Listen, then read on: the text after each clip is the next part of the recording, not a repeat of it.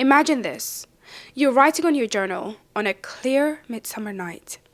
The air is breezy and the night is perfect.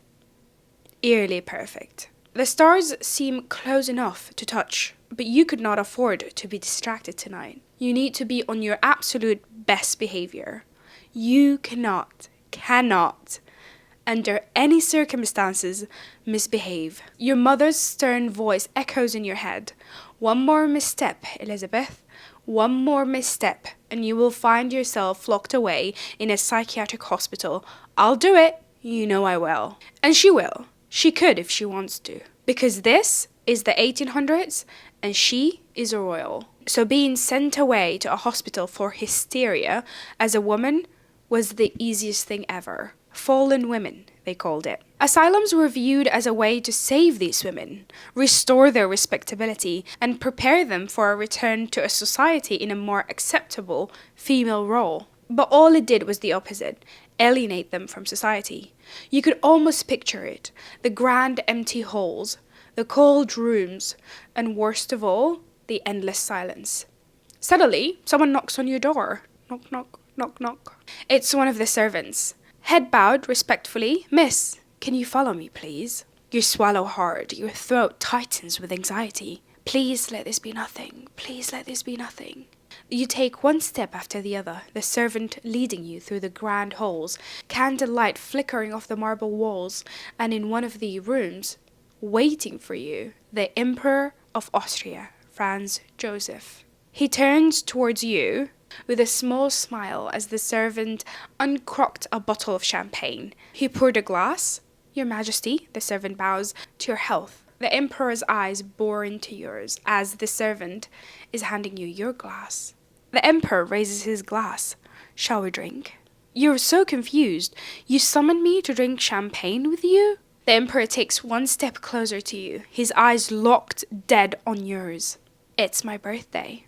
You're surprised. Happy birthday, Your Majesty. He takes one more step towards you, and you have a feeling what's about to happen. But you're too distracted by your mom's voice as it creeps into your head and you say, I'm sorry, I must return before I'm missed. He smiled ever so slightly.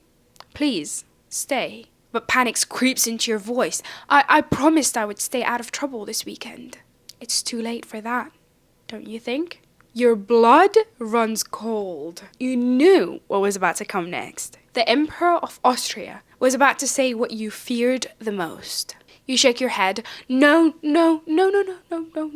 You are to wed my sister. It's all arranged. His voice dropped to whisper. But I want you, Elisabeth. Not your sister. Not anyone else. And no one can tell me otherwise. Your heart aches, your mind races. Helena, your old sister, your protector. The one who stood up for you when your mother had been moments away from sending you away to a psychiatric hospital. This is the predicament that Elisabeth of Bavaria found herself in. If you were in her position, what would you do? Okay, a few disclaimers before we start. This story and Elisabeth will take you on a roller coaster of emotions. Sometimes you will adore her, and other times you will, quite frankly, question her. If you dig deeper into this story and do your own research, you will find some accounts romanticize her to a fault, and others, politely put, loathe her. You will find a lot of people comparing her to Diana, or Diana to her because she came first. But she has a lot of unlikable sides that will maybe make you question if she actually is anything like Diana. And honestly, that's why I love this story, because there's so many, it's like an onion that keeps on peeling. There's so many layers to this story and so many complex discussions and topics that might be brought up. Okay, disclaimer number 2, there are 2 sides to this story, quite literally. And that's because she was a very vocal person about the rights of Hungarians and did a lot of good things to prosper the country, as I will talk about and mention shortly. But technically, she was the Empress of Austria. That is the Hungarian/Austrian Empire. And Hungary was just one part of the Austrian Empire. So this made a lot of Austrians think that she neglected her duties towards them, and they saw her dedication to the Hungarian cause as unjust. So while she was a hero to the Hungarians, she was seen as neglectful to Austrians. I want you to keep that in mind. I will try as much as I can, mention both accounts, and tell you the evidence evidence and accuracy of both sides. I just want to be very clear that I do not stand here nor there. I understand that there are two sides to this story, and given that this has happened in the 1800s, we are very much relying on accounts from people around them or direct quotes from family members. So yeah, I will try to mention everything when I can, and you judge it for yourself. Disclaimer number 3, there are plenty of movie adaptations about horror, novels and series, and the most recent one, the Netflix series. I specifically binge watched that Netflix series, and I will be sharing clips from the story today. But I watched the series after I did my own research, and I can tell you for a fact that this series was very, very dramatized. So if you're watching any of these movies or the TV series, just keep in mind that these are very dramatized and might not have a lot to do with her real story. Okay, last but not least, I try to do my best with my research. That's why it takes me so long to produce one of these videos. But at the end of the day, we're all humans and we're prone to making mistakes. So if I misunderstood something or misrepresented any information, please feel free to correct me down in the comments, and you'd be very kind if you'd do it kindly. With that being said, let's get right into the story. Let's start with her early life. On a cold Christmas evening in 1837, somewhere inside the grand estate of the Bavarian Alps, a baby girl let out her first cry. This girl is Elisabeth Amelia Eugene. She was a princess, a duchess, but despite this, she was so far removed from the stiff, lifeless, courtly upbringing that title might imply. From the start, Cece, her nickname, wasn't like her peers. While her cousins and noble peers were learning the art of courtly manners, she was galloping through muddy fields with her long chestnut hair flying wild behind her. Oh, she was born to be free. Her early life was hardly royalty, except for the wealth, of course. Her father, Duke Maximilian Joseph of Bavaria, was at the heart of her rebellious spirit. He was a nobleman who would rather perform in his private circus than sit through a formal dinner, quite literally. He wrote folk songs, travelled the world, and casually interacted with commoners, much to the horror of his fellow aristocrats. He was a liberal thinker, although liberal in the 1800s meant something entirely different than liberal nowadays. He and Cece shared a bond. He instilled in his daughters the belief that the Wittelsbachs were the elect of God, born to enrich the world with their talent and to inspire the great poets and artists of the age. A rather very dangerous belief. They both deeply craved freedom. Maximilian taught Cece how to ride a horse before she could even walk, and she inherited his love for the outdoors and adventure and, more dangerously, his elitist mindset. Her mother, on the other hand, Princess Ludwika of Bavaria, did not know what to do with her wild child, so she tried multiple times to marry her off and make her someone else's problem. However, Cece's love for animals and hunting, which seems wild, caring and hunting being in the same sentence together, but that was considered unladylike and borderline unhinged for a young noblewoman. So it wasn't an easy task to find a nobleman to just marry her off. Ludwika had been born into royalty herself, but unlike her eccentric husband, she clung to the rules of the aristocracy like a lifeline. I mean, she wasn't particularly cruel, but she was determined to see her daughters married off to the highest bidder. Most prestigious suitor.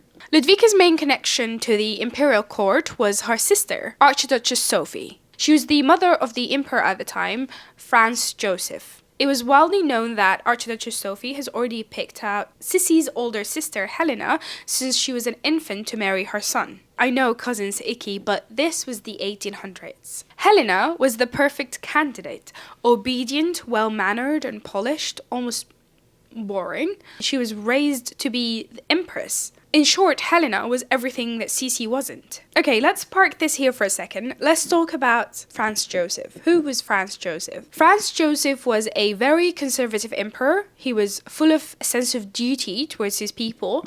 He tried his best to avoid wars and stay out of complex foreign affairs that would drain his empire's resources. Later, Franz Joseph would be remembered as a modernizing reformer. So his character was completely the opposite of Cece's character, where he was very calm, collected, and his mama's little boy, where she was rebellious and free-spirited and wanted to defy conventions and break the rules. A few years after inheriting the throne, at the ripe age of 24, Franz's mom, Sophia, decided that it was time for her son to get married. Not that she cared about his loneliness or the burden of ruling taking a toll on him, she just thought that this would cheer everyone, since people were getting more and more poor and they're getting more inspired by the French Revolution to overthrow their royalty. She is obviously a very calculated woman, and so way before that she had already picked her niece to be his future wife. And so her niece, Helena, was raised to be the perfect empress. Helena was sculpted to be a queen.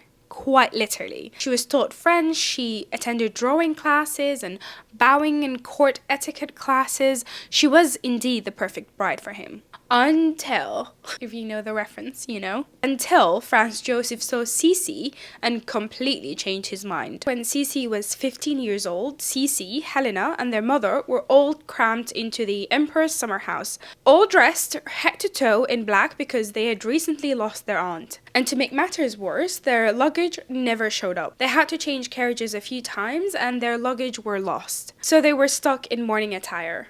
The thing is, black suited Cece perfectly. Her dark, long hair, sharp features, it all made her look striking, almost out of this world. Helena, on the other hand, well, let's just say black wasn't her colour. She looked pale, washed out, and she was irritated by the whole situation. Helena, the perfect daughter, was going to meet the emperor. He was going to ask for her hand in marriage, they were going to get married, and they were going to live happily ever after. Everyone knew it, Helena knew it, their mother knew it, and the emperor knew it too. And most importantly, Cece knew it.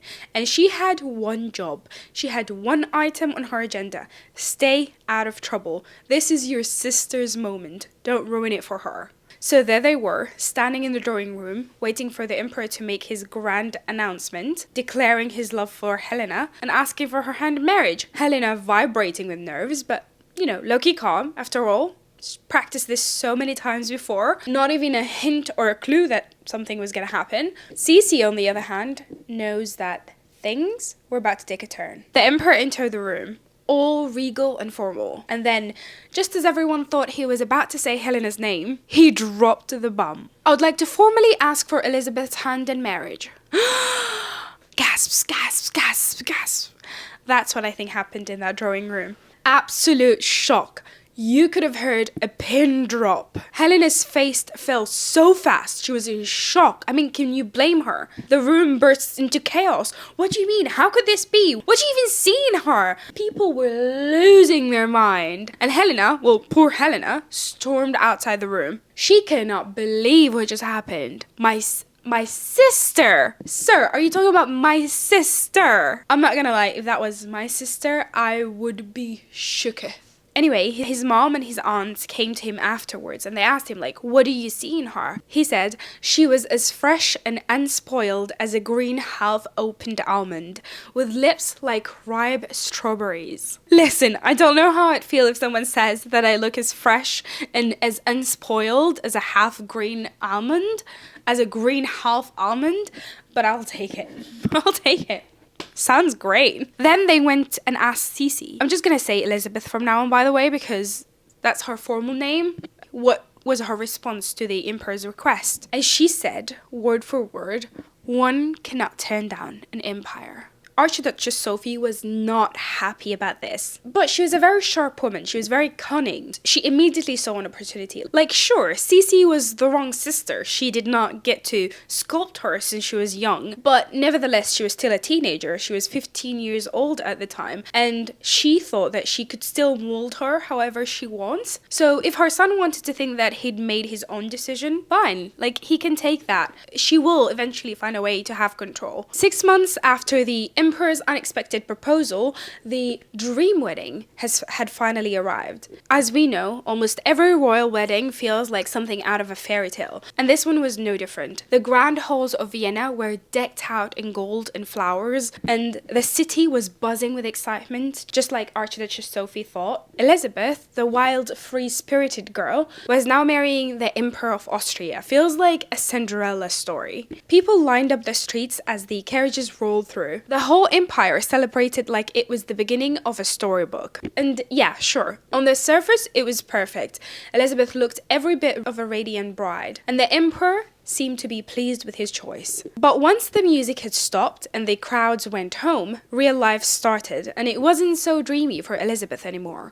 Life at court was a nightmare. From day one, she felt like a caged bird. The rules, the strict protocols, the constant supervision, especially from Archduchess Sophie, her mother-in-law, were suffocating. What had seemed like a charming rebellion against traditions quickly turned into something much darker for Elisabeth. Elisabeth didn't just marry the emperor, she was marrying into a system that wanted to control every little thing she did. Unfortunately, she wasn't cut for court life, and the very thing that made her special, her independence and her wild side, were exactly what the court wanted to stamp out. The empire had expected an obedient empress, someone who would quietly play the role. But you know, she's rebellious and she was never going to do that. And the clash between who she was and what she was expected to be only grew worse with time. The honeymoon was meant to be a retreat from the formalities of court life for the couple. Skolos Luxembourg, just outside Vienna, offered the perfect escape for the couple and Elisabeth in particular to spend their honeymoon. But unfortunately, a diplomatic crisis has erupted and it meant that the emperor's presence in Vienna was indispensable. And so just like that, he was gone, off to meetings, consuls and negotiations, leaving his new bride alone in the vast, echoing halls of the state. Later, Elisabeth wrote about this time, pouring out her misery to one of her friends. "Here I wept alone, Marie.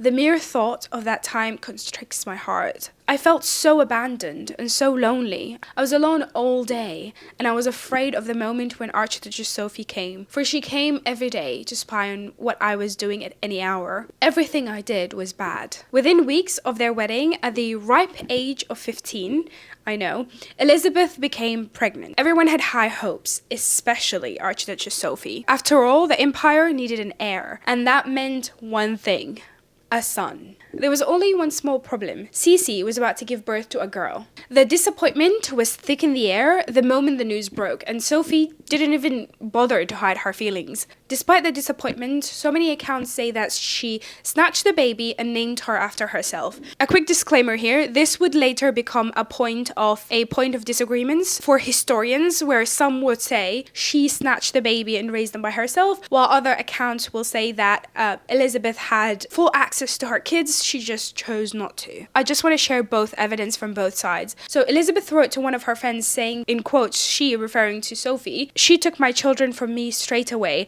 I was only allowed to see them when Sophie gave her consent. She was always present when I went to visit the children. Eventually I could only conceal to her and only seldom went up to see them." However, a letter found later by Elisabeth sent to her friend, "My little one really is already very charming and gives the emperor and me enormous joy. At first it seemed very strange to me to have a baby of my own. It is like an entirely new joy, and I have the little one with me all day long, except when she is carried for a walk, which happens often while the fine weather holds." So just keep that in mind. But regardless of what happened, around this time, Elisabeth became more and more obsessed with her looks and physique. It was said that she worked out for hours and ate raw eggs every morning and drank a liquid made of raw beef steak squeezed into soup. She even went as far as to inspect every cow she received milk from. And she went even a step further, where she took them with her when she traveled because she would only trust their milk. She would also go days without eating, calling them the hunger cures. And as I mentioned earlier, Sisi was famous for her very long, luscious chestnut hair that reached her ankles. Every 2 weeks, she would clear her schedule to have a hair day. I mean, I understand that because I have a hair day every week. But unlike her, she dedicated 2 hours every single day to style and braid and take care of her hair. She would ask her hairdresser to keep every strand of hair she lost during her hair sessions so she can count them after the session. To avoid being scrutinized and yelled at by Elisabeth, the hairdresser said that she would sometimes hide some of these strands and keep them from Elisabeth. And although already steep, this was only the beginning for something much, much worse.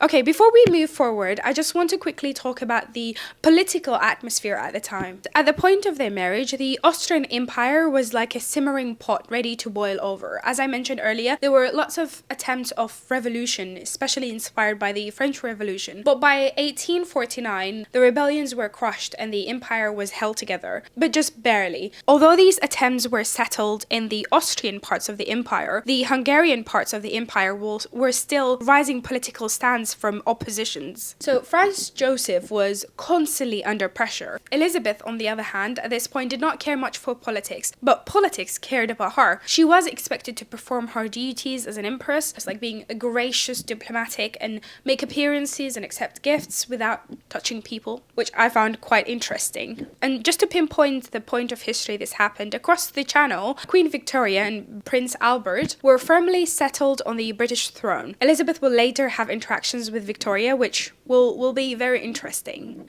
A year later, at the ripe age of 16, shortly after her first daughter, Elizabeth fell pregnant again. She gave birth to her daughter, Giselle Louise Marie, after the Queen of Hungary, which will again be a little bit problematic. Again, Archduchess Sophie would come in and snatch the baby and raise her by herself. For this point specifically, and anything regarding Giselle, there were a few quotes that actually resembles a very rocky relationship between Giselle and her mother. A famous quote by Giselle says, "Mama said, if I ever marry, she will never be glad to see me again." She is like some animals who abandon their young as soon as somebody touches them.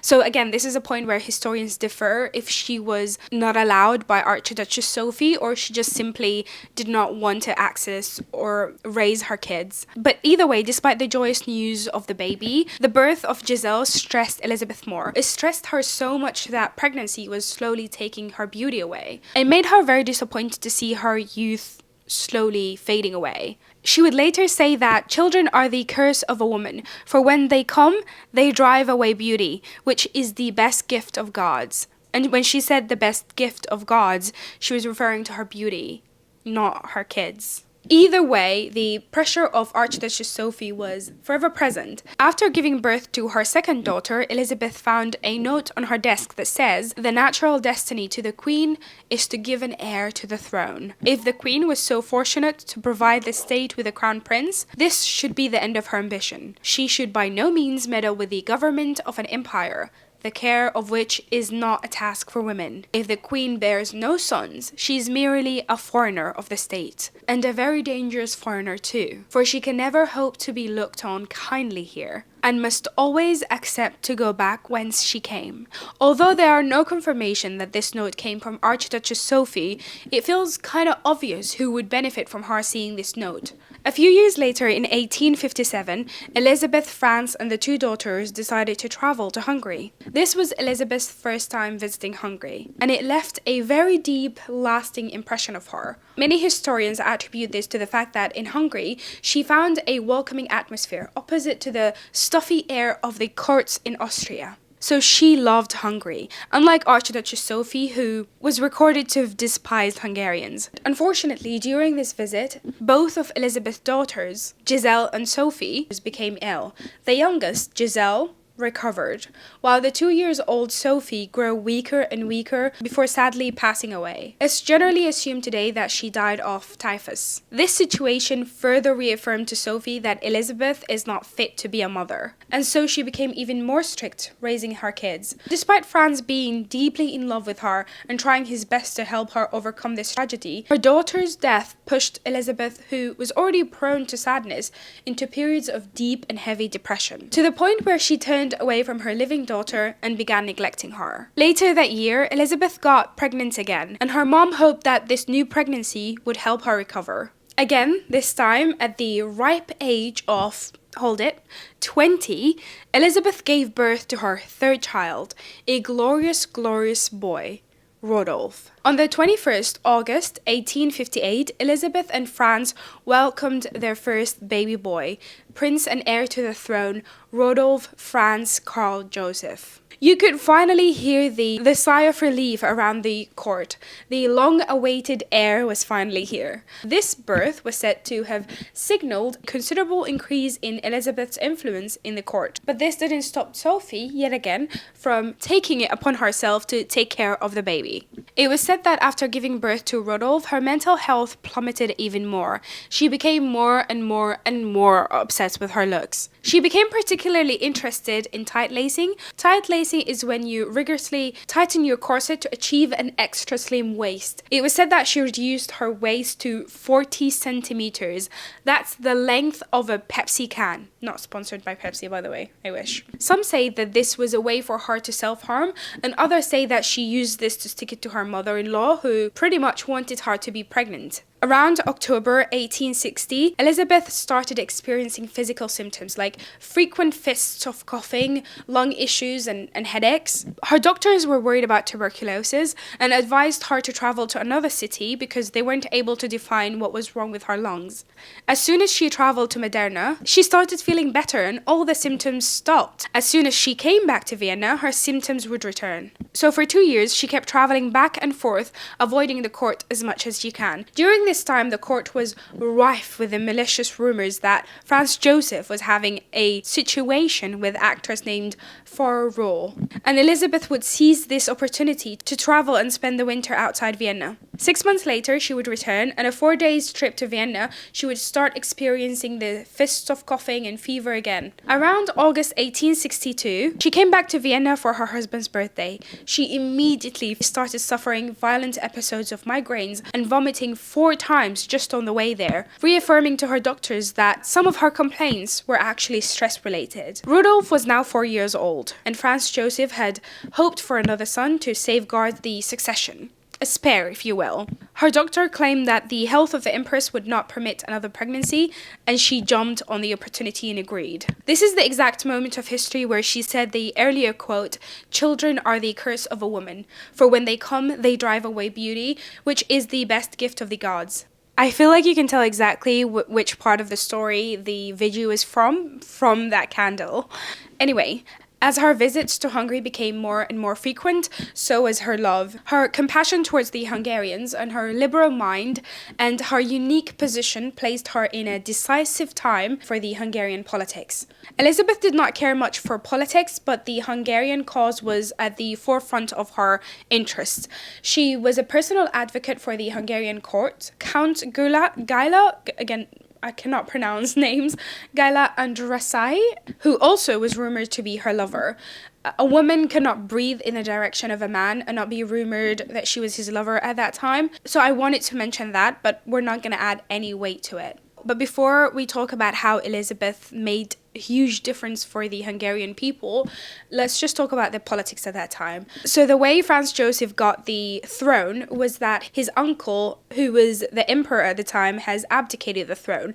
And by abdicating the throne, the next in line for succession was his brother, Franz Joseph's father. He was nicknamed the mild-mannered Franz Karl. So that tells you a lot about his personality. Many historians say that Sophie was actually the one who convinced his father to give the throne to Franz, as she was a very dominant woman and known as the only man in the Hofburg family. That just does not seem out of character for her. But it was speculated that for her it was easier to control her young son rather than an old man. And so his father decided to abdicate the throne and give it to his son. And since this whole thing happened in Austria with the Austrian Empire, it did not automatically happen in Hungary. So in Hungary, Franz Joseph's uncle, Ferdinand, was actually still the legal king. So the only way for Franz to inherit the throne was the death of his predecessor king, and his uncle was still alive. But technically, there was only one legal solution. The parliament had the power to dethrone the king and elect a new one. But due to the legal and military tension between the Hungarian parliament and France, they decided not to grant France this favor. Like I mentioned, while the revolutions in the Austrian territories had been suppressed by 1849, Hungary's situation was getting a little bit worse and an Austrian defeat seemed inescapable. To secure his grip on the throne, Franz asked for help from Russian army, and together they were able to defeat the Hungarian force and restore the Habsburg power. And Hungary was immediately placed under martial law. If you don't know, the martial law is the replacement of a civilian government by a military rule and the suspension of civilian legal process for military powers. To reach a conclusion to this whole situation, Hungarian political leaders had two main goals: to restore the traditional state and establish a modern civil state with political rights and economical and societal reforms. At the forefront of these negotiations between France and the Hungarian politicians was Elisabeth. It was said that she went as far as to threaten Franz to leave their marital home, and some say even used pregnancy as a way to persuade him. She wrote him a letter saying, "If you say no, if you are unwilling at the final hour to even listen to disinterested advice any longer, you will be forever spared my further pleas and botherings, and I have nothing to fall back on but to reassure myself with the knowledge that, whatever happens, I will one day be able to honestly tell Rudolf I did all in my power. Your misfortune does not weigh on my conscience." As Franz Joseph was deeply in love with her, this pushed him a little bit further to settle the negotiation with the Hungarian politicians, and they reached a conclusion where Hungary would be a separate form and no longer subject to the Austrian Empire. Instead, it was an equal partner with Austria. On the 8th of June that year, Franz Joseph was crowned as the King of Hungary. In July that same year, he established the laws that officially turned the Habsburg domains into a dual monarchy of Austria and Hungary. And so, after having using every excuse in the book to avoid pregnancy, she was not able to escape it this time. As a coronation gift for the new king and queen for the Austrian-Hungary Empire, Hungary presented the royal couple with a country residence 32 kilometers from Budapest. In the next year, Elizabeth lived primarily there. She gave birth to her fourth child, Marie Valerie Mathilde Amelia. She was known as the Hungarian child. She was born only 10 months after her parents' coronation as the King of Queen of Hungary. With this baby, Elizabeth was determined to raise her by herself. So she poured all her repressed maternal feelings on this baby to the point of smothering her. Around this time, in 1872, Archduchess Sophie sadly passed away and her influence over Elizabeth faded with her. Despite her influence's increase, Elizabeth did not make much effort to support her husband Franz Joseph. It was said that she would always use excuses not to attend any formal event which required her presence as an empress. One specific event that sparked this argument was that during the Italian War, where the morale of the people was very down and they needed their empress to support while the emperor was busy with the war, she'd actually done the opposite and was busy with her travels. A letter from her husband during that time says, "I beg of you, for the love you bear me, pull yourself together, show yourself in the city sometimes, visit institutions. You have no idea what a great help you can be to me in this way. It will put heart into the people of Vienna and keep up the good spirit I require so urgently." And it's not like she couldn't perform these duties, she just chose not to. A great example of this is when her son Rudolf, who's very much like her, liberal thinker, was suffering from the strict education that he was getting. She stood up for him and went to great length to stop this from happening. However, it was recorded that this was the most that she has been involved in Rodolph's life. She had taken no interest in the rest of his life. And that what leads most people to think that she was more adamant to stick it to the court rather than make change and support those who need her. A few years after Sophie died, in 1874, it was said that she had an affair with this man.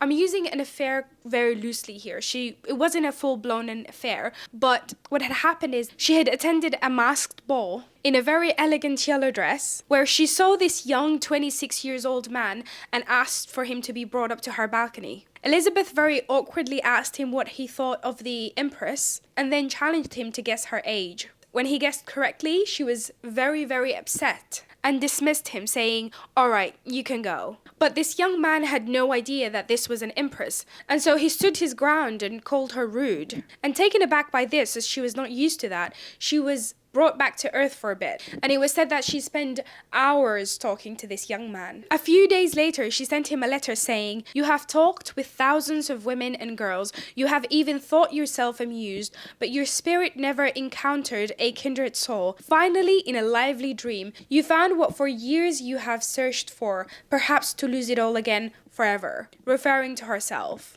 And this is the thing that makes a lot of people think that she was very self-centered and sometimes a little bit narcissistic. And this question about her age is perhaps the thing that made her so upset with this young man, because around that time, in her mid to late 30s, was at the time where her obsession with her beauty and youth reached an all-time high. Shortly after, in her late 30s, maybe early 40s, she decided to never sit for a portrait or even take a photograph. She held back from public appearances even more, as she wanted to be forever remembered as the beautiful young empress she once was. And just like she hoped, because of this decision, a lot of people think that Elizabeth actually died young, while in fact she had a very long life. A few years later, when she was around 52 years old, her son, and the only heir to the throne, was found dead together with his young lover at only 31 years old. It was suspected to be a murder-suicide on Rudolph's part. Rudolph, who was like his mother, extremely sensitive and not suited to court life,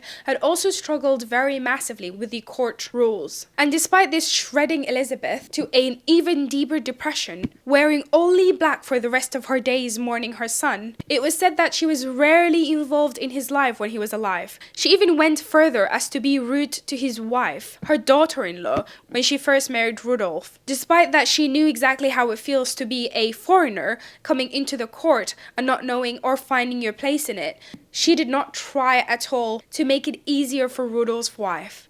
I couldn't find it exactly, and I can't remember the exact quote, but she said something along the lines of, "those little ugly creatures," referring to her grandkids. But all that aside, this last chapter of her life was overshadowed by sadness and depression. After his death, she said, "After now, all those people who from the hour of my arrival here have said so many bad things about me will have the satisfaction after all of seeing me pass on without leaving a mark on Austria." With every major mental health crisis happening in Elizabeth's life, she seems to get more and more obsessed with her beauty and youth. Some people think that this was her way of controlling something in her life, since everything else felt out of control, while others disagree because she went to great lengths to control and change things when she could, only things that she cared about. Around this time, well into her 50s, she would weigh herself 3 times a day. She took a cold bath every morning and an olive bath every night. The cold baths later worsened her arthritis, but she just simply did not care.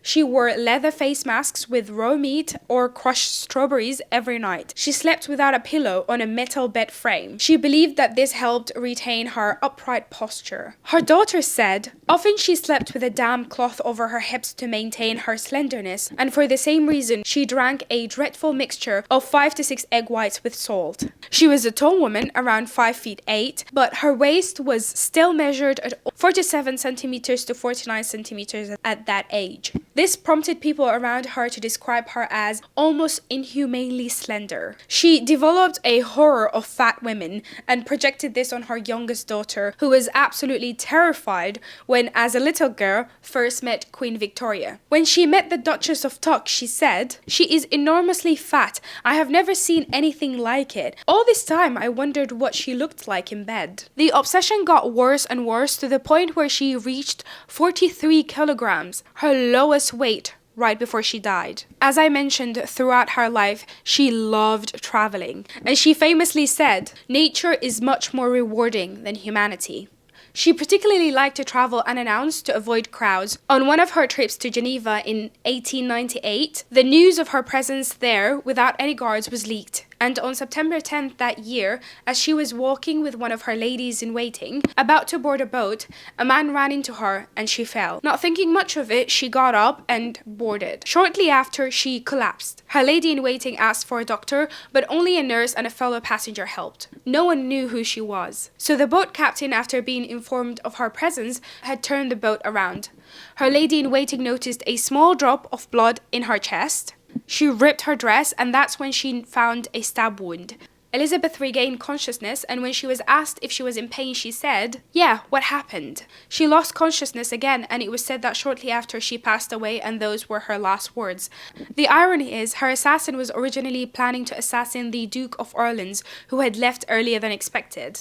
When he'd learned that, he thought any royal would do. When Franz Joseph received the telegram informing him of Elizabeth's death, his first fear was that, like her son, her death was caused by suicide. It was only when a later message arrived detailing the assassination that he was reassured on that point. And with that, at the age of 60, Elisabeth died exactly how she'd hoped. Peacefully and quickly. So what do you guys think? I found her story very fascinating because, as one of her dear friends, Marie, said this about her, in her there is everything, but as in a disordered museum, pure treasures which go unused, nor does she know what to do with them. I feel like this describes her perfectly because she had so many talents and she had so many passions and ways to advocate for the things that she truly cared about. She just leaned more into her unhappy sides. Not to say that it's unfortunate that she was in this situation. I mean, she married at 15 and she had a mother-in-law who was very dominant and very controlling, but she also had a husband who was very loving. And at that time, it wasn't very common. I think she leaned more into escapism rather than facing reality and actually changing her life. Even her daughter Giselle would later say, "How often I think myself whether the relationship between my parents might not, after all, have turned out differently if in her youth Mama had had a serious courageous will for it. I mean, a woman can accomplish anything." So yeah, her story is very fascinating and it has so many layers to it. At some points I felt really bad for her and how unfortunate her situation was. But at other points I felt like she had so many things that she could do. After all, she was an empress of an empire and her subjects literally were waiting for things to love her. I do think that escapism offered her more comfort than facing reality, and that's how she chose to live her life. But yeah, what do you guys think? Have you heard of her before? Do you think that movies right now are over-romanticizing her, or do you think that other accounts of history that thinks of her as a little bit of self-centered or more selfish are wrong and she is actually a very good person? Yeah, curious to know, and yeah, I will see you in the next story. Bye!